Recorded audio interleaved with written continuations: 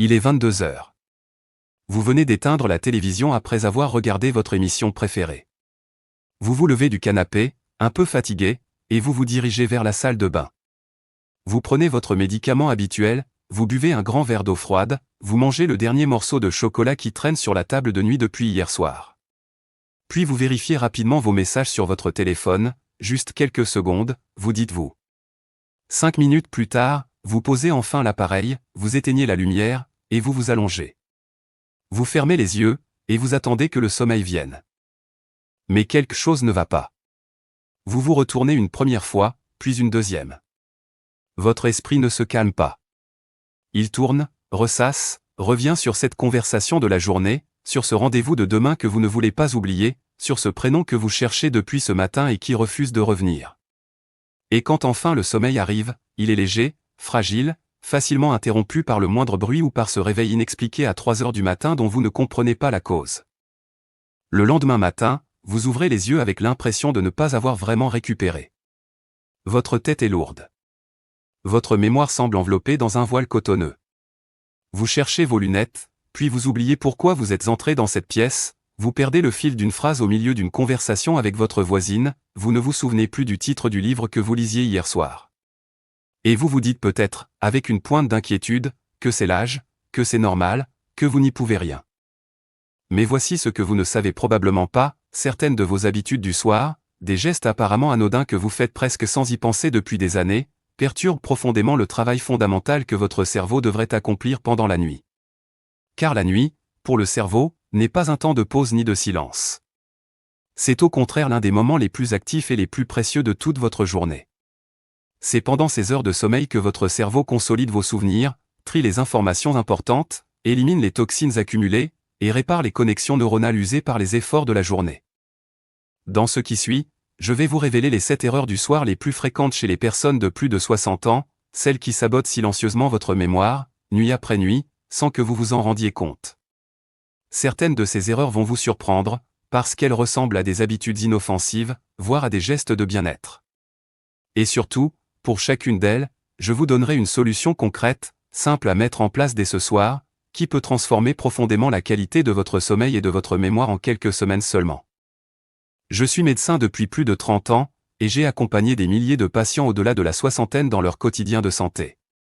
Ce qui me frappe encore aujourd'hui, c'est que les problèmes de mémoire que décrivent la majorité de mes patients ne sont pas inévitables. Ils ne sont pas une fatalité liée à l'âge. Ils sont très souvent la conséquence directe de petites habitudes nocturnes qui, cumulées sur des mois ou des années, finissent par épuiser les mécanismes naturels de régénération cérébrale. Comprendre ces mécanismes, c'est déjà faire la moitié du chemin vers une mémoire plus vive et un sommeil plus réparateur. Après 60 ans, le cerveau change, c'est indéniable. Sa chimie se modifie progressivement, sa capacité à produire certains neurotransmetteurs comme la sérotonine et la dopamine diminue, ses cycles de sommeil deviennent plus courts et plus sensibles aux perturbations extérieures comme aux signaux internes. La phase de sommeil profond, celle qui est absolument essentielle pour consolider les souvenirs de la journée et nettoyer le tissu cérébral, devient plus courte et plus fragile avec les années. C'est pourquoi ce que vous faites dans les 2 ou 3 heures qui précèdent votre coucher a un impact considérablement plus grand qu'il ne l'avait à 40 ou à 50 ans. Ce que vous ingérez, ce que vous regardez, la façon dont vous gérez vos émotions du soir, la régularité de votre heure de coucher, tout cela influence directement la qualité du travail neurologique qui va s'accomplir, ou non, pendant votre sommeil. Entrons maintenant dans le vif du sujet. La première erreur est l'une des plus répandues, et pourtant l'une des moins connues de mes patients, regarder des écrans lumineux dans la dernière heure avant de dormir. Je parle bien sûr de la télévision, mais aussi et surtout du téléphone portable et de la tablette numérique. Ces appareils émettent ce qu'on appelle de la lumière bleue, une longueur d'onde lumineuse spécifique qui envoie un signal extrêmement puissant à votre cerveau. Ce signal lui indique qu'il fait encore plein jour. En réponse à ce message, votre glande pinéale, une toute petite structure logée au centre du cerveau, réduit ou retarde considérablement la production de mélatonine, l'hormone naturelle qui déclenche l'endormissement et prépare les cycles de sommeil profond. Pour un adulte jeune, cet effet est déjà notable. Pour une personne de plus de 60 ans, dont la production naturelle de mélatonine est déjà significativement plus basse qu'à 30 ans en raison du vieillissement de la glande pinéale, cet effet est véritablement dommageable. Le cerveau entre dans la nuit en état de vigilance partielle au lieu d'entrer progressivement en mode récupération profonde. Et c'est précisément durant le sommeil profond que se déroule le processus de consolidation mémorielle, ce moment crucial où le cerveau trie les informations de la journée, renforce les connexions neuronales utiles, et élimine les déchets métaboliques accumulés, notamment via un système de nettoyage cérébral découvert récemment que les scientifiques appellent le système lymphatique. J'ai eu un patient, André, 68 ans, retraité actif et curieux intellectuellement, qui se plaignait depuis plusieurs mois de ne plus retenir les noms des personnes qu'il rencontrait. Il se rappelait parfaitement des visages, des situations, des contextes, mais les prénoms disparaissaient comme s'ils n'avaient jamais été enregistrés. En discutant avec lui en détail de ses habitudes quotidiennes, j'ai appris qu'il lisait des articles sur son téléphone tous les soirs au lit, parfois jusqu'à minuit passé. Nous avons simplement établi ensemble une règle, plus aucun écran après 21h30. En 6 semaines à peine, il m'a rapporté une amélioration très nette de sa capacité à retenir les prénoms et à se souvenir de ce qu'il avait lu ou entendu dans la journée. La recommandation pratique est simple, éteignez tous vos écrans au moins 60 minutes avant de vous coucher. Si vous souhaitez vous détendre le soir, préférez un livre papier, une musique douce, ou simplement une conversation agréable. La deuxième erreur concerne l'alimentation du soir, et plus précisément la consommation de sucre rapide ou d'aliments riches en glucides raffinés en fin de soirée. Un biscuit, un carré de chocolat au lait, un verre de jus de fruits, une tartine garnie de confiture ou de miel, voilà les coupables les plus fréquents dans les cuisines de mes patients après dîner. Pourquoi ces petits plaisirs du soir sont-ils problématiques pour la mémoire ? Parce que ces aliments provoquent une élévation rapide de la glycémie, c'est-à-dire le taux de sucre dans le sang, suivi d'une chute parfois brutale quelques heures plus tard. Cette hypoglycémie nocturne réactive le système d'alerte de votre corps, déclenche une libération de cortisol, l'hormone du stress, et perturbe les phases de sommeil profond exactement au moment où votre cerveau en a le plus besoin pour travailler à la consolidation de vos souvenirs. Après 60 ans, la régulation du sucre sanguin devient naturellement moins efficace et moins rapide. Le pancréas répond moins vite aux variations glycémiques, la sensibilité à l'insuline diminue avec l'âge, et les fluctuations glycémiques nocturnes sont plus importantes et plus durables qu'elles ne l'étaient dans votre jeunesse. Cela signifie concrètement que le même biscuit que vous mangiez sans aucune conséquence apparente à 40 ans peut maintenant déclencher une véritable cascade hormonale nocive pour votre sommeil et votre mémoire. Si vous ressentez le besoin légitime de manger quelque chose en soirée, préférez une petite poignée de noix ou d'amandes, une tranche de fromage, ou quelques olives. Ces aliments riches en graisses saines et en protéines stabilisent efficacement la glycémie sans provoquer de fluctuations néfastes. La troisième erreur est l'une de celles que j'entends justifier le plus souvent dans mon cabinet, boire de l'alcool le soir pour favoriser l'endormissement. Un verre de vin rouge, une bière légère, un petit verre de whisky ou de cognac. Beaucoup de personnes ont l'intime conviction que l'alcool les aide à s'endormir, et c'est en effet vrai dans un sens très restreint et trompeur, l'alcool est un dépresseur du système nerveux central qui accélère effectivement l'endormissement initial. Mais ce que la très grande majorité des gens ignorent complètement, c'est qu'une fois métabolisé par le foie, l'alcool détruit méthodiquement la qualité du sommeil dans la deuxième moitié de la nuit. Voici précisément ce qui se passe dans votre cerveau. Après avoir été transformé par le foie, l'alcool et ses métabolites entraînent une phase de rebond d'activité cérébrale. Les cycles de sommeil paradoxal, ces phases essentielles où le cerveau consolide les apprentissages, traite les émotions, et fixe les souvenirs à long terme, sont sévèrement réduits ou fragmentés. Vous vous réveillez souvent entre 2 et 4 heures du matin, parfois sans comprendre pourquoi, avec une sensation de chaleur, d'agitation ou d'anxiété légère. Et le lendemain matin, votre mémoire est brouillée, votre concentration diminuée, votre humeur souvent plus irritable. Après 60 ans, le foie métabolise l'alcool plus lentement, ce qui prolonge et amplifie tous ses effets négatifs. Marguerite, 65 ans, pensait sincèrement que son verre de vin rouge quotidien au coucher l'aidait à dormir depuis 20 ans. Après avoir supprimé cette seule habitude pendant un mois complet sur mes conseils, elle a décrit son sommeil comme radicalement transformé, plus profond, plus stable, plus réparateur, et sa mémoire du matin comme nettement améliorée. La quatrième erreur touche aux émotions et à la gestion du stress en soirée. Regarder les informations télévisées avant de dormir, avoir des conversations chargées de conflits ou d'inquiétudes dans la soirée, consulter des courriels professionnels stressants, ressasser longuement des problèmes non résolus, tout cela active le système nerveux sympathique, ce qu'on appelle la réaction de combat ou de fuite, et maintient un niveau élevé de cortisol dans le sang au moment précis où il devrait naturellement être à son plus bas pour permettre le repos. Le cortisol est une hormone nécessaire le matin pour vous éveiller et vous mettre en action. Mais le soir, un cortisol élevé est un ennemi direct de votre mémoire. Il inhibe l'activité de l'hippocampe, la région du cerveau absolument centrale pour la formation et le stockage des nouveaux souvenirs, et il perturbe la progression naturelle vers le sommeil profond. Ce que je recommande à mes patients n'est pas de fuir les émotions ou de nier les soucis de la vie, mais d'établir ce que j'appelle un sas de décompression émotionnelle avant le coucher. Cela peut ne prendre que 10 minutes. Notez sur un petit carnet les 3 choses positives de votre journée. Faites quelques respirations lentes et abdominales profondes, 6 secondes d'inspiration, 8 secondes d'expiration. Lisez quelques pages d'un livre qui vous transporte dans un univers différent. Ces pratiques simples envoient un signal clair à votre système nerveux qu'il peut passer en mode repos, et elles permettent une transition beaucoup plus douce vers un sommeil véritablement récupérateur. La 5e erreur est moins évidente mais tout aussi impactante sur la qualité de votre mémoire, ne pas respecter une heure de coucher régulière. Notre cerveau et l'ensemble de notre organisme fonctionnent selon ce qu'on appelle le rythme circadien, une horloge biologique interne qui régule sur 24 heures l'alternance entre l'éveil et le sommeil, la température corporelle, la libération de nombreuses hormones, et des dizaines d'autres fonctions physiologiques essentielles. Après 60 ans, cette horloge biologique devient plus sensible aux perturbations et moins capable de se resynchroniser rapidement après un décalage. Se coucher tantôt à 22 heures, tantôt à minuit, tantôt à 20h30 selon les soirs, c'est comme changer de fuseau horaire chaque nuit. Votre cerveau ne sait plus quand déclencher les processus de récupération mémorielle, quand libérer la mélatonine, quand initier les cycles de sommeil profond. Des études en neurosciences du sommeil ont clairement démontré qu'une heure de coucher irrégulière est associée à une réduction du sommeil profond et à des performances cognitives plus faibles le lendemain, même lorsque la durée totale du sommeil est identique. La stabilité de l'heure du coucher, parfois plus encore que la durée absolue du sommeil, constitue un prédicteur important de la santé cognitive après 60 ans. Choisissez une heure de coucher qui vous convient naturellement et confortablement, et tenez-vous-y avec la même rigueur bienveillante que vous accorderiez à un rendez-vous médical important. La 6e erreur concerne quelque chose que de nombreuses personnes font précisément pour se relaxer le soir, prendre un bain ou une douche très chaude dans les minutes qui précèdent immédiatement le coucher. On pourrait raisonnablement penser que c'est une excellente idée pour dénouer les tensions musculaires et favoriser l'endormissement. En réalité, si l'eau est vraiment très chaude et le moment trop proche du coucher, cela peut retarder l'endormissement et perturber le début du cycle de sommeil profond. La raison est purement physiologique.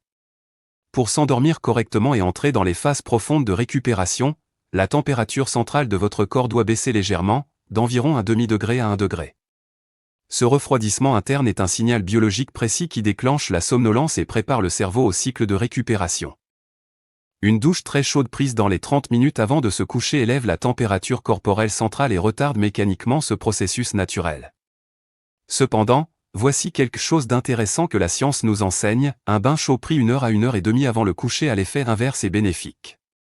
La chaleur dilate les vaisseaux sanguins de la peau, ce qui aide le corps à évacuer la chaleur interne plus rapidement, accélérant ainsi le refroidissement central nécessaire à l'endormissement. Le moment est donc la clé.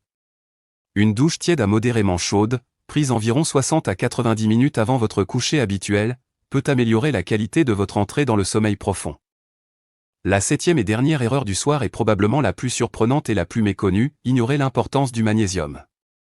Je veux dire par là que de très nombreuses personnes de plus de 60 ans se trouvent en légère carence de magnésium sans le savoir, parfois sans aucun symptôme évident dans la journée, et cette carence silencieuse a des conséquences directes et mesurables sur la qualité du sommeil et sur les capacités de mémorisation. Le magnésium joue un rôle fondamental et multiple dans la régulation du système nerveux central. Il intervient directement dans la production de mélatonine, dans le fonctionnement des récepteurs GABA qui sont les principaux récepteurs de l'apaisement neurologique, et dans la plasticité synaptique, c'est-à-dire la capacité extraordinaire des neurones à former et à renforcer de nouvelles connexions pour encoder et stocker les souvenirs. Après 60 ans, l'absorption intestinale du magnésium diminue naturellement, et de nombreux médicaments couramment prescrits à cet âge, notamment les diurétiques et certains traitements pour la tension, augmentent l'élimination rénale du magnésium. Beaucoup de mes patients souffrant de réveils nocturnes fréquents et inexpliqués, de crampes désagréables dans les mollets ou les pieds la nuit, ou encore de pensées agitées qui tournent au moment du coucher, présentent une carence en magnésium lorsqu'on les examine attentivement. Jacques, 71 ans, professeur retraité, se réveillait 2 à 3 fois par nuit depuis des années sans comprendre pourquoi. Son bilan sanguin révélait un taux de magnésium dans les valeurs basses de la normale. Après seulement 3 semaines de supplémentation quotidienne en glycinate de magnésium le soir au coucher, il dormait d'une traite presque toutes les nuits. Et il rapportait avec un grand sourire qu'il se souvenait enfin de ses rêves le matin, ce qui est un signe précieux indiquant que ces cycles de sommeil paradoxal, indispensables à la consolidation mémorielle, étaient redevenus complets et fonctionnels. Consultez bien entendu votre médecin avant toute supplémentation pour vérifier que cela convient à votre situation personnelle. Il est maintenant important de comprendre pourquoi toutes ces erreurs ont un impact si considérablement amplifié après 60 ans, au-delà des explications individuelles que nous avons déjà parcourues ensemble. Il y a un phénomène plus global et plus profond à l'œuvre, et il est essentiel que vous le compreniez pour mesurer pleinement l'importance de ce que nous venons de voir. Le cerveau vieillissant dépend d'un système de nettoyage nocturne qu'on appelle le système lymphatique. Ce système remarquable, découvert relativement récemment par les chercheurs en neurosciences, fonctionne de manière presque exclusive pendant le sommeil profond. Il utilise le liquide céphalorachidien comme un fluide de rinçage pour nettoyer littéralement le tissu cérébral et en éliminer les protéines toxiques accumulées pendant les heures d'éveil, notamment une protéine appelée bêta-amyloïde, dont l'accumulation progressive est associée au développement de la maladie d'Alzheimer. Ce nettoyage nocturne est absolument critique pour maintenir un cerveau sain et une mémoire fonctionnelle sur le long terme. Et il est directement compromis par chacune des 7 erreurs que nous venons d'examiner. Les écrans retardent l'entrée en sommeil profond. L'alcool fragmente et interrompt ce sommeil. Le sucre du soir déclenche des micro-réveils hormonaux répétés. Le stress du soir maintient le cortisol à un niveau nocif. L'irrégularité des heures de coucher désynchronise l'horloge biologique interne. La douche trop tardive retarde le refroidissement corporel nécessaire. La carence en magnésium agite le système nerveux et rend le sommeil superficiel. Chaque nuit où ces erreurs s'accumulent est une nuit où le cerveau ne parvient pas à se nettoyer correctement, à consolider pleinement les souvenirs de la journée, à réparer et à renforcer ses connexions neuronales. Et sur des mois, sur des années, cela crée un déficit cognitif progressif que beaucoup de personnes attribuent simplement et fatalement à l'âge, alors qu'il est en réalité très largement réversible par des changements d'habitudes accessibles à tous. Permettez-moi maintenant de récapituler calmement les points essentiels que nous avons abordés ensemble. La première erreur est l'exposition aux écrans lumineux dans l'heure avant le coucher, qui inhibe la production de mélatonine et empêche l'entrée dans le sommeil profond réparateur. La deuxième est la consommation de sucre rapide en soirée, qui provoque des fluctuations glycémiques nocturnes nuisibles au cycle de sommeil.